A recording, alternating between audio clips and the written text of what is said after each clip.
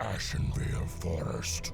After 10,000 years, I still recognize this cursed place. This is the veil of our ancient enemy, the Night Elves' demigod, Cenarius. Yes. Lord Archimon demands that Cenarius be destroyed before we launch the invasion of Kalimdor. I would relish the chance to face him again in combat. But he is crafty and rarely appears in the open. Fateful as it sounds, your pet orcs have recently despoiled these forest lands and incurred his wrath.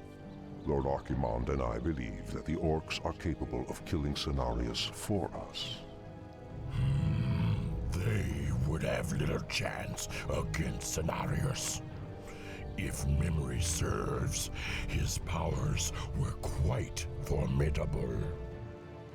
Yes, but so are yours.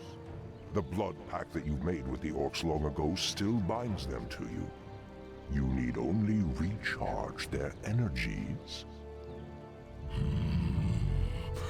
Just what are you suggesting, Dreadlord? Spill your burning blood into this pool. Its corruption will lure the orcs to it. And once they've tasted your blood again, they will be unstoppable.